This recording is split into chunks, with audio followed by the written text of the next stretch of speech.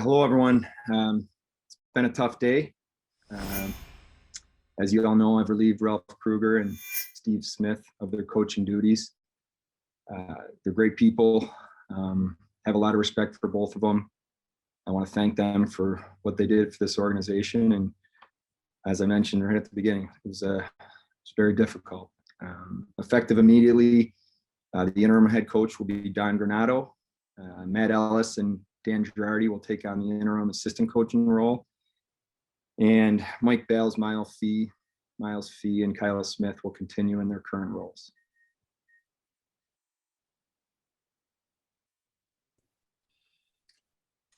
Kevin, you were pretty angry when we spoke with you a couple of weeks ago. As time has gone by here, what made the decision to do it now? What have you seen, and what made you decide that now is the time? It felt to me that it felt right that it needed to be done now. I think we could talk about could have done before. For me, this is about results that haven't been good enough. I look and evaluate everything, and I was trying to take a real honest, fair evaluation, understanding the adversity and the situation our team was in, taking it all into account. But it felt like the right time now, and this is about moving forward. This is about how do we improve. I do believe every crisis is an opportunity for positive change, and this is a chance for us to move forward and to begin to get this thing pointed in the right direction. Kevin, what qualities are you looking for in the next coach of the Buffalo Sabres? And do you plan on beginning your search right away for a full-time head coach? Is Don Granato going to be considered for that job? Yeah, I'm not going to put any guardrails on anything right now. I'm not going to get into specifics. What I will tell you is that the search will be effective immediately. I have in my head, and I've thought a lot about this recently, characteristics and attributes that I think will be important for this organization, this team moving forward. There'll be a lot of people that I will speak to. There will be other people part of the process as we go along. But what I don't want to do is rush into anything or make a quick decision without truly taking as much time as we need, because this is about getting it right. It's great to say I'm looking for this or that, or they have to have this or that. This is about getting the right person, and it's critical. Hey, Kevin, John Worrell with the AP. Just, I guess, wondering what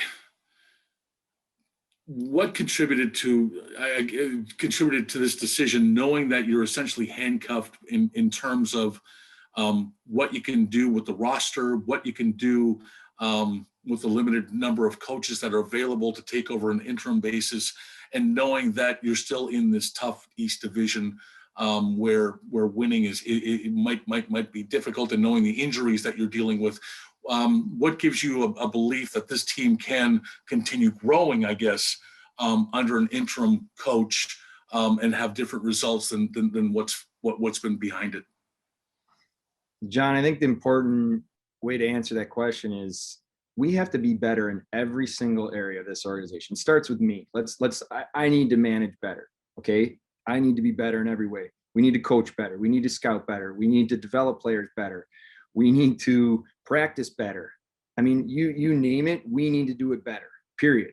And I said it a couple weeks ago, it's unacceptable in every area. And so why do we do it? Well, we're doing it because we feel that we have to start to improve. And of course, results matter. This is a results business, and where we are is unacceptable. It speaks for itself, but it's deeper than that. And to change the culture and to do what we have to do to get this headed in the right direction, I felt this was the move we had to make, regardless of all those things that you mentioned, because that's all real and everybody knows that, but I don't know if that answers it perfectly, John, but that's, what's in my head right now.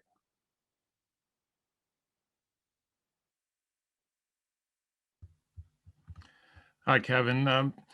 certainly Ralph made mistakes, and we understand that, and this move is probably overdue. But to me, it really comes down to a team that quit on its coach, that put out the most embarrassing effort maybe in franchise history Monday night on the coach and on your watch.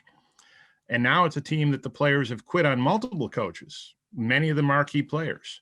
So what's your message to these players going forward about having some shred of accountability for their performance that we've seen in multiple years result in coaches getting fired?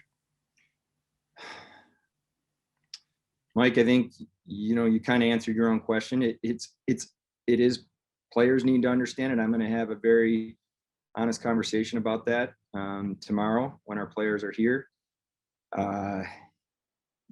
There has to be a pride that goes with putting on a Buffalo Sabres jersey. There has to be a pride of showing up every day and being a National Hockey League player, of looking around and saying, I'm one of the 700, 800, whatever it is in the league that get to do this every day. And that has to be something that just is inside you and drives you to be better every single day. To love to look around the city of Buffalo and see Sabres hats and signs and people wearing jerseys, that matters. And that has to be within the DNA of our team. So I don't care where we are in the standings right now. If we do not show up at the rink tomorrow and for the rest of this season have that characteristic about our team, it's going to be unacceptable. And that is going to be a message and something that I'm going to spend time on. And as we evaluate players and we scout players, that needs to be part of it. You have to just love to show up every day and want to compete and be a Buffalo Sabre. Kevin, you mentioned the word culture, and there's been this culture of losing surrounding this team for years and years now. And I know that you obviously, just came into this role not long ago, but how do you go about maybe convincing, I don't know if that's the right word, but communicating to these players that have been here through all of this, that the next guy I bring in here, the culture is going to change? How do you go about doing that? Yeah, Heather, it starts with stacking wins. Okay, so how I look at this for me personally is if we all stack wins in the things that we do every day, they start to add up. And then the culture shift, and I've been part of it as a player and I've seen it before, can happen quickly because you get some buy-in and people feel good. But we have to individually first start and say, look in the mirror and say, okay, what do I need to do today to be better? How do I stack a win? How in my role do I make a good decision? And this was a tough decision today, and in a very difficult season and all this stuff going on. But now my next decision has to be the right one, and it has to be the right one after that, and stacking wins on top of each other. And then in little things that players have to do in practice that will start to work together and stack on top of each other. Those are the ways, Heather, and that's how I see it, from a 30,000 foot view of kind of big picture, how you have to do it. But it starts with each of us. It's each of us individually challenging, pushing, and being our best. And kind of goes back to my last answer, and loving, getting up every day and having this burning desire to succeed in this organization. And as a Buffalo Sabre player, coach, manager, whatever it is, scout, then we all share that, great things can happen. Kevin, on the ice, what are you looking to see from this team this second half of the season under an interim head coach? Yeah, we compete. We need to be better in the harder areas of the game. We need to defend better and quicker and more tenaciously. We need to do a better job in the offensive zone of getting to the inside in the harder areas. We need to manage the game better. When you have your end of a shift and the puck's on your stick, do you take that hit and get the puck deep so you don't turn it over and have an odd man rush the other way? Those are the little things. And again, that's stacking the good things up on top of each other that point you in the right direction. The results do take care of themselves. This is a result business, but if you do the right thing, shift in and shift out, you start to win shifts, and then you win periods, and then you win hockey games. So let's not overcomplicate this. We want to be better. We have to be better, and we will be better.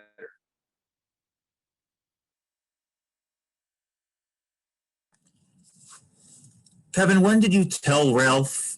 Did you tell him on the plane, and how did he handle the news?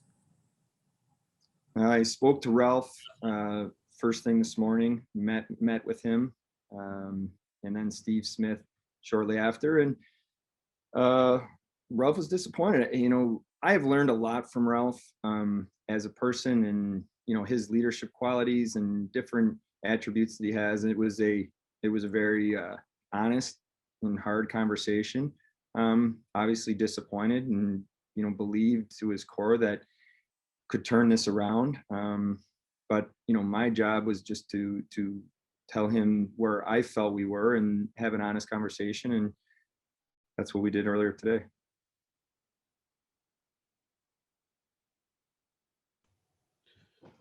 Kevin, looking at the recent hires, Dan Bilesma, Phil Housley, both not able to connect. I think it's fair to say they probably took a more hard-nosed approach than Ralph did. And Ralph, it worked last year for a period, but obviously things have gone off the rails. I guess the focus of my question is, what do you think you need?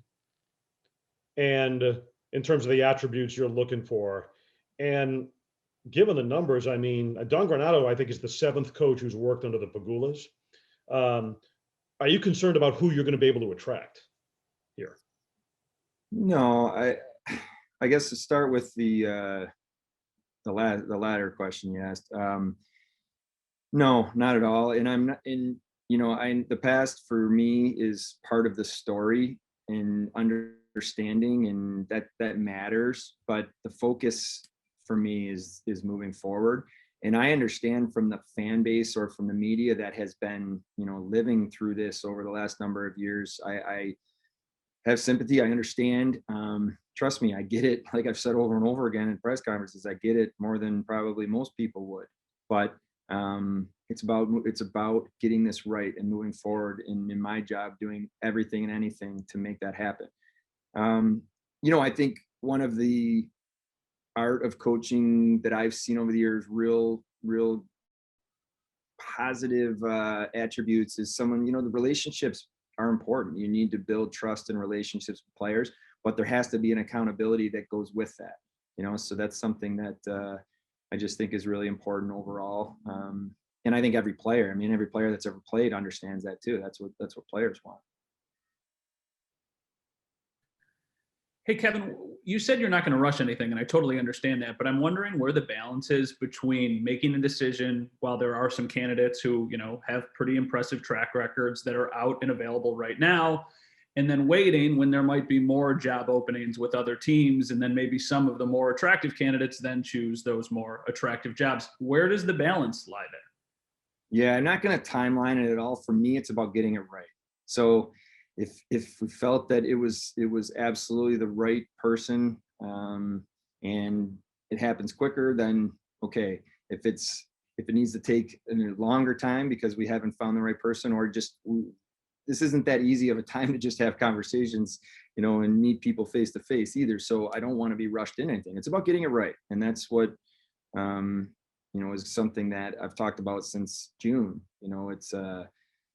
It's so important, the people and how we move forward, and we have to make sure on this.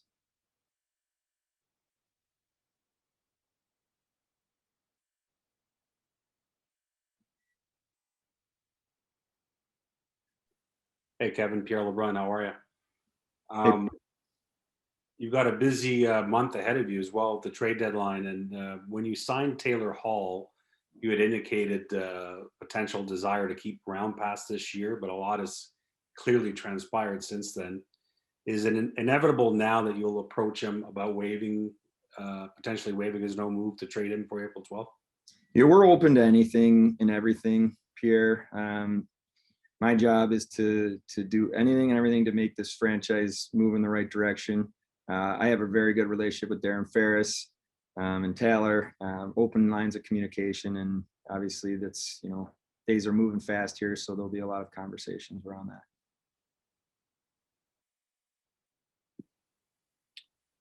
Hi, Mr. Adams.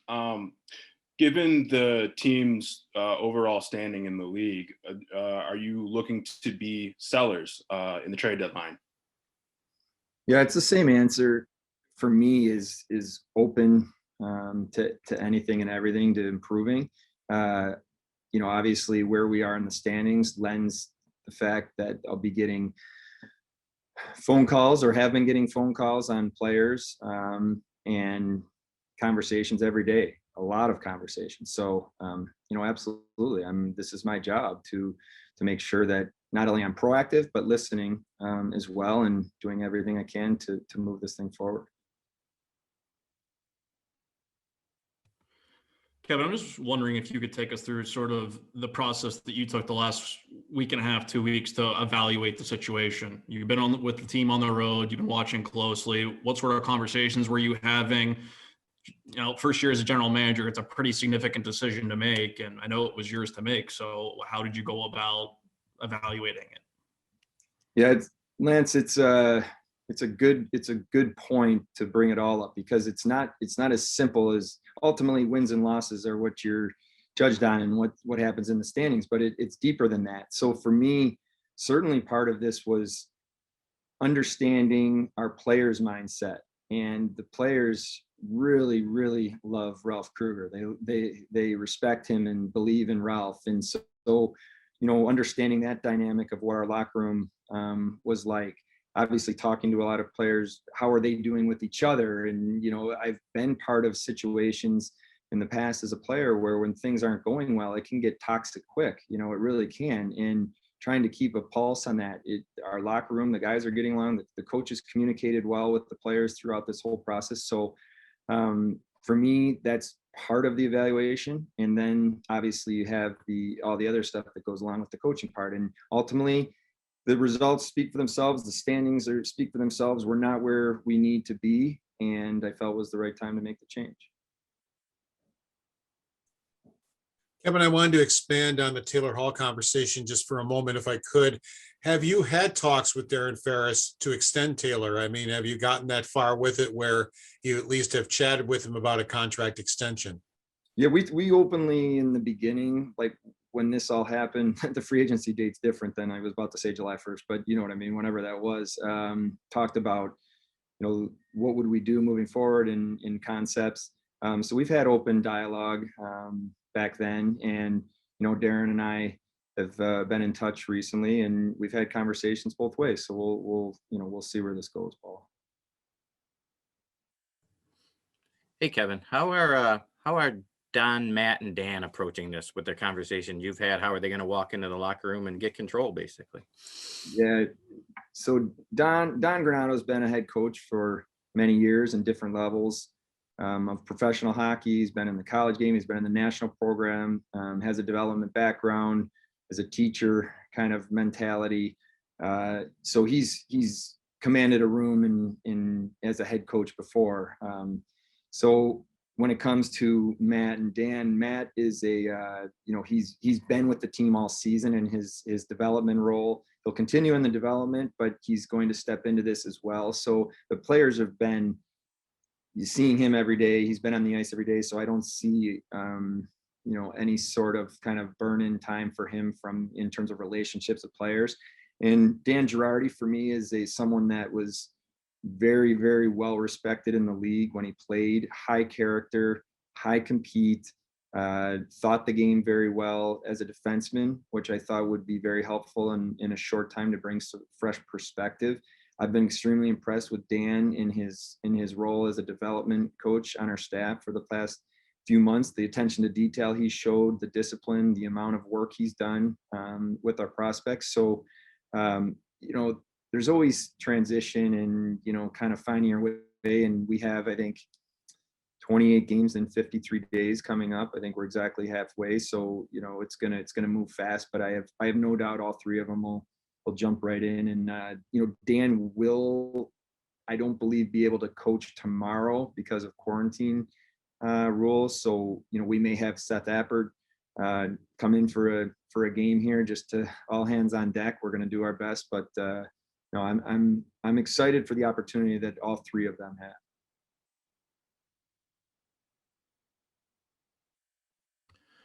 have. Kevin, actually, I have two questions, but the first, why can't Granato coach tomorrow? No. Granato can coach. Maybe I said it wrong. Girardi can't coach because of quarantine. Okay. Thank you. The question I had is, do you expect Jack Eichel to play again this season? Have you spoken about this decision about moving out of Ralph, and what can he be doing better as a captain to keep his teams together? Yeah, so we're hopeful that Jack will be able to move forward here and get back in the lineup. You know, obviously, I think it's been out publicly that he had to serve the quarantine after getting a second opinion. So we're kind of almost out of that situation, and he'll be reevaluated. And yeah, so we're hopeful. You know, I think as any young leader, especially because Jack's been around, but he still is young. You're constantly learning and juggling what it takes to be at your best and also have an eye on the team and what's happening overall. And you know, Jack is one of the best players in the world. We just want to get him healthy and back on the ice and able to do his thing.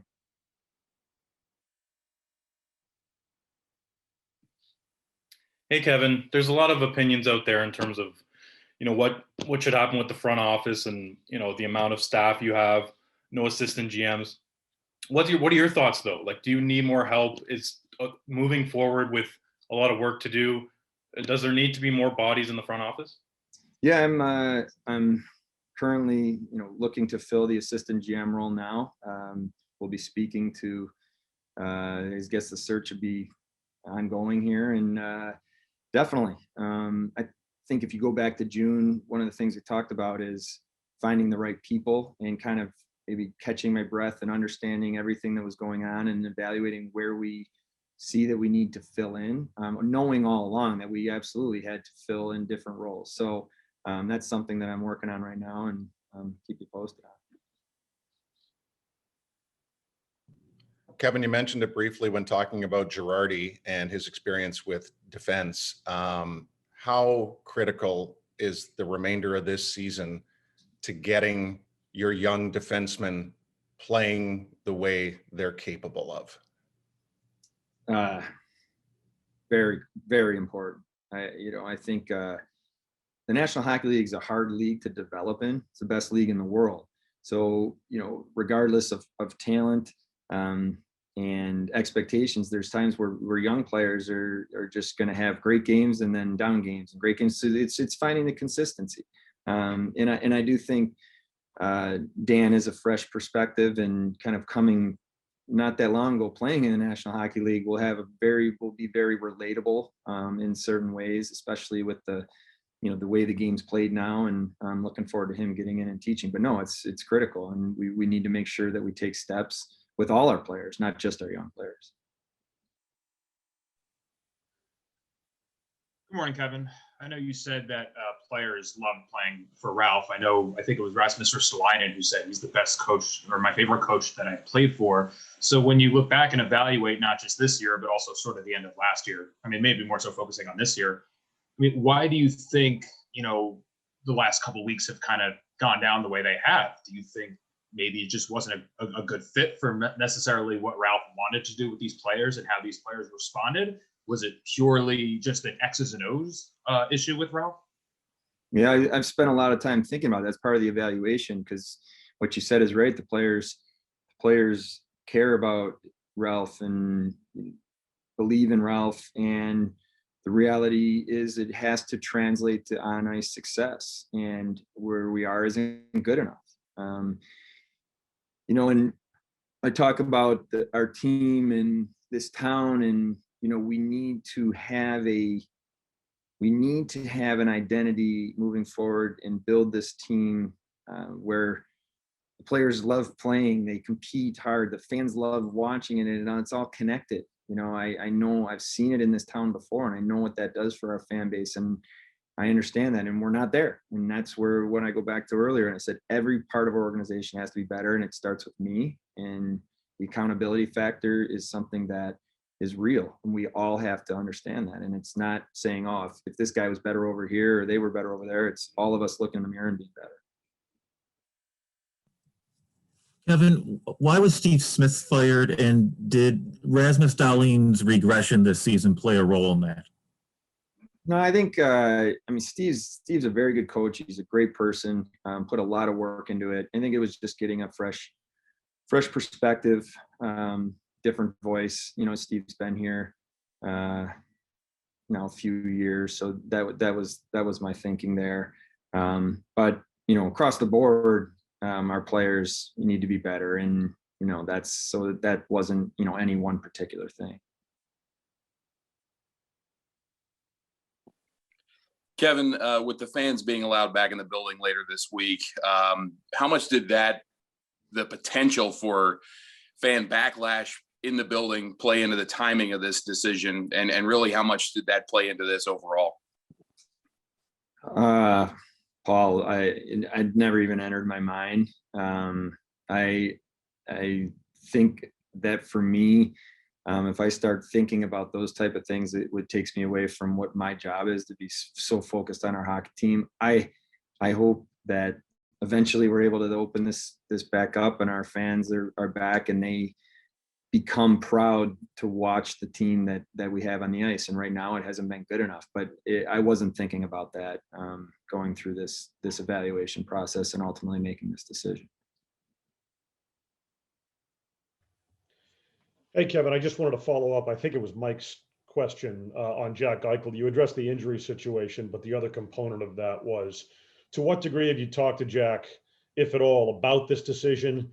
And again, I would ask you, you know, have you gauged his level of patience for the situation here with regard to where he wants to play in the future? Because I know that's a big point of speculation for a lot of people. Yeah, I communicated with the leadership group this morning about the decision that I had made with Ralph and Steve. From the beginning, one of the things I said was building a relationship with Jack is important.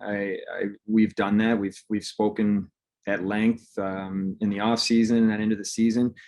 The last 7 or 8 days he's been in quarantine, so you know, he hasn't been in the building or around the team. But you know, it's important. You want to have open communication, and Jack knows my door is always open, and you know, we talk regularly.